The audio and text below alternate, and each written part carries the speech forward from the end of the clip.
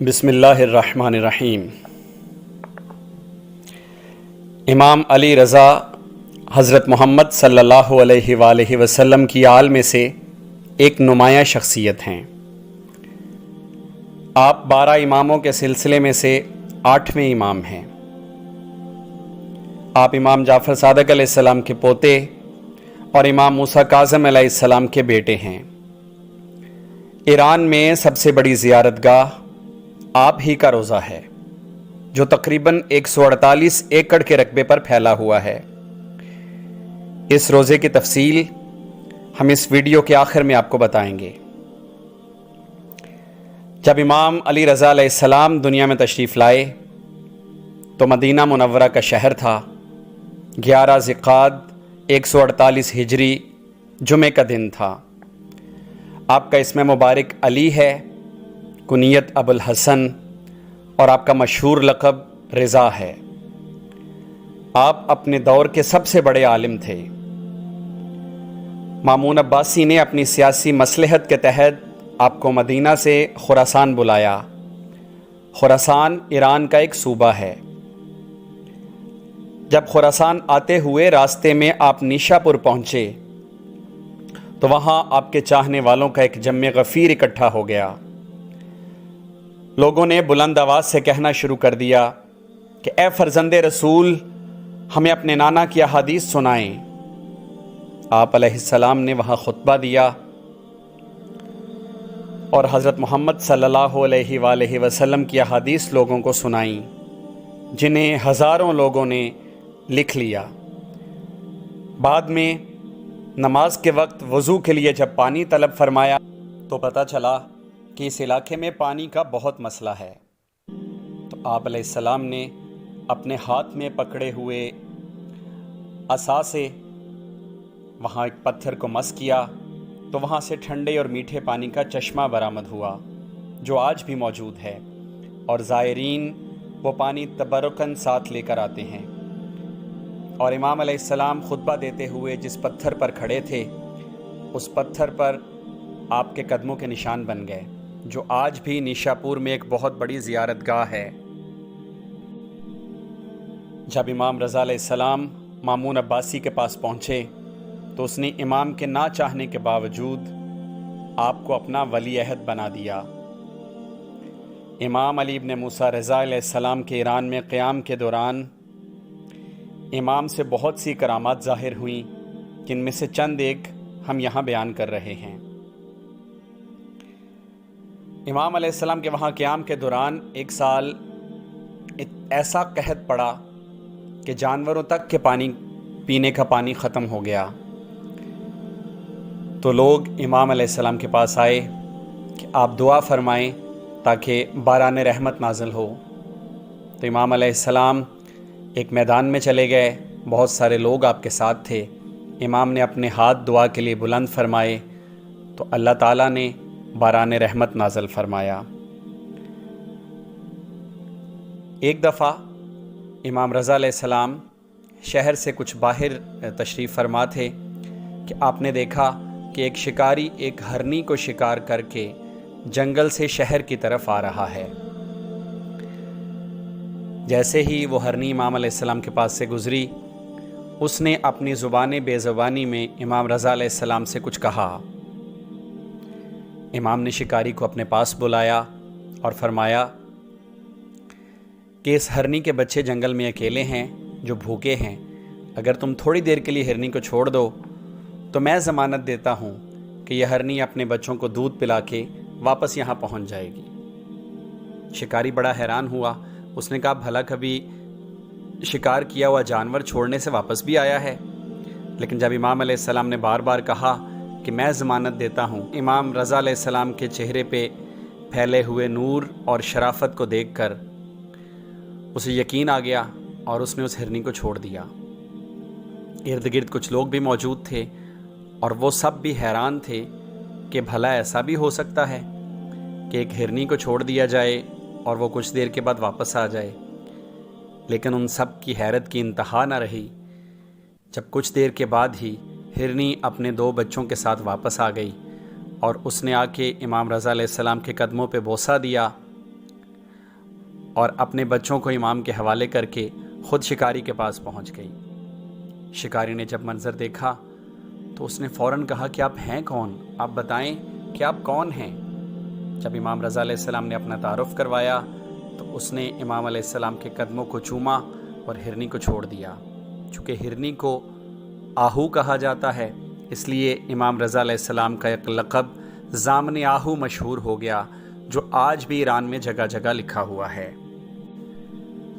مامون عباسی نے جب امام رضا علیہ السلام کو اپنا ولی عہد مقرر کیا تو سیاسی مصلحت کے تحت امام علیہ السلام کے نام کا ایک سکہ نکالا جس پہ لکھا ہوا تھا الرضا من آل محمد۔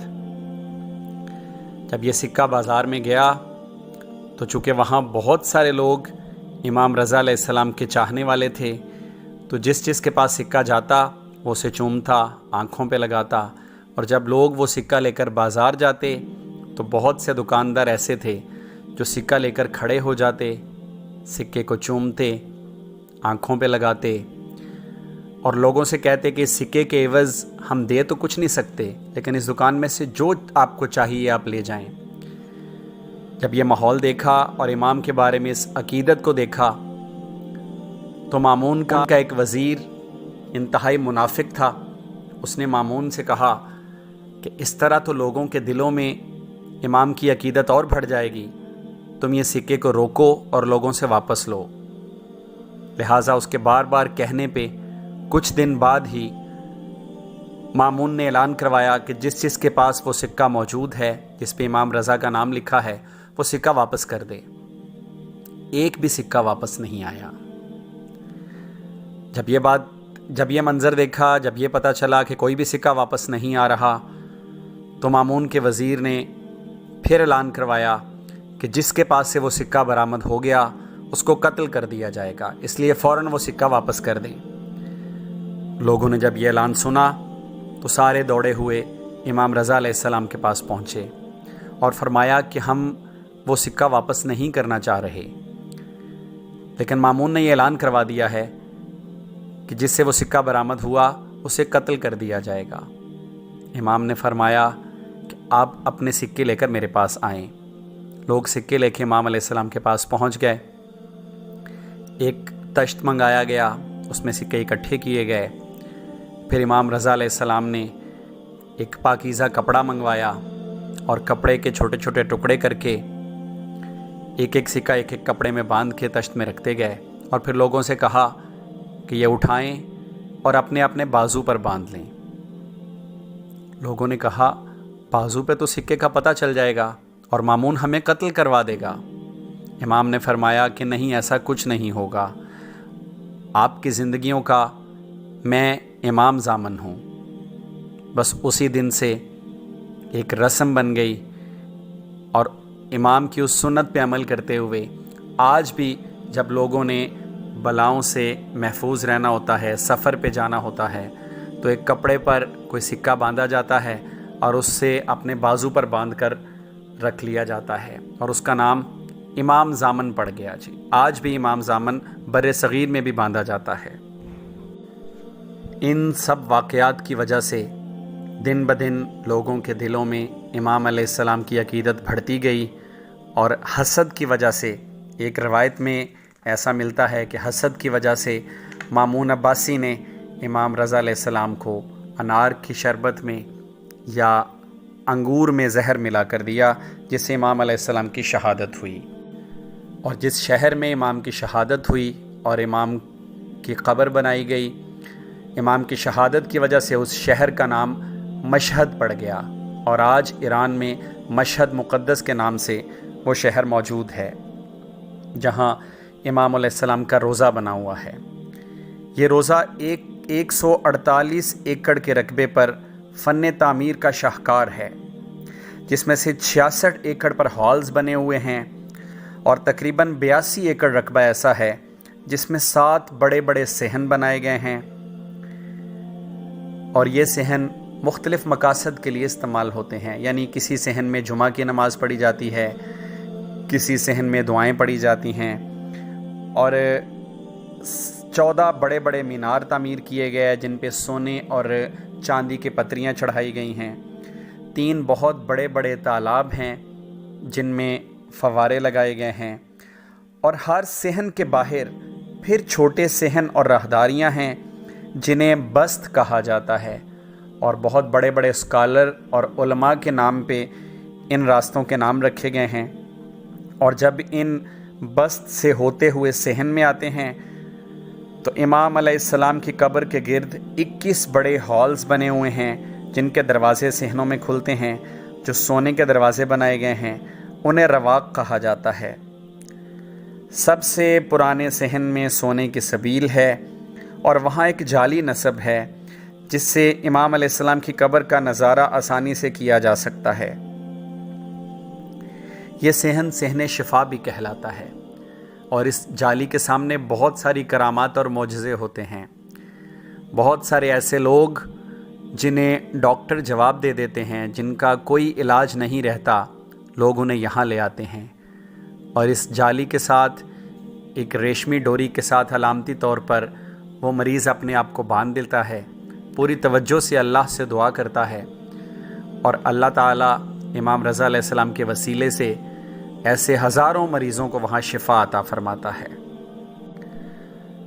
مجھے 1999 میں وہاں زیارت کا شرف ملا، اور میں نے بھی ایک کرامت وہاں اپنی آنکھوں سے دیکھی۔ ایک لڑکا جو پیدائشی نابینا تھا، اس کے والدین نے اسے وہاں لا کے باندھا ہوا تھا، اور اچانک شور مچا۔ جب باہر آ کے دیکھا ہم نے تو اس نابینا لڑکے کو شفا مل چکی تھی۔ 1 ذیقعد سے 11 ذیقعد تک پورا عشرہ امام علیہ السلام کے روزے کو سجایا جاتا ہے، پھولوں سے سجایا جاتا ہے، کمکمے لگائے جاتے ہیں، ہر صحن میں الگ الگ رنگ کی روشنیاں ہوتی ہیں، پھولوں سے دروازے بنائے جاتے ہیں، فواروں کو پھولوں کا لباس پہنایا جاتا ہے۔ الغرض پورے شہر کو دلہن کی طرح سجایا جاتا ہے، کیونکہ 11 ذیقعد کو امام رضا علیہ السلام کی آمد کا دن ہے۔ اس دن وہاں دعائیں مانگی جاتی ہیں، بڑے خوبصورت لحن میں دعائیں پڑھی جاتی ہیں، اور امام علیہ السلام کو خراج عقیدت پیش کیا جاتا ہے۔ امام رضا علیہ السلام کے روزے پر 3 بڑے مضیف ہیں۔ مضیف یعنی بہت بڑے بڑے ہوٹلز ہیں جہاں لوگوں کو تبرکاً مفت کھانا کھلایا جاتا ہے۔ باہر سے آنے والے لوگ جو ہیں وہ اپنے پاسپورٹ وہاں دکھا کر ٹکٹ لیتے ہیں، اور اس ٹکٹ کے اوپر مضیف کا نام اور وقت لکھا ہوتا ہے، اور 1 وقت کا کھانا وہاں کھلایا جاتا ہے۔ اگر آپ وہاں جائیں تو آپ اس مضیف سے کھانا ضرور کھائیں، جو آپ کی یادوں میں رہے گا، آپ کے جسم کا حصہ بنے گا، اور انشاءاللہ آپ کے لیے برکت کا باعث ہوگا۔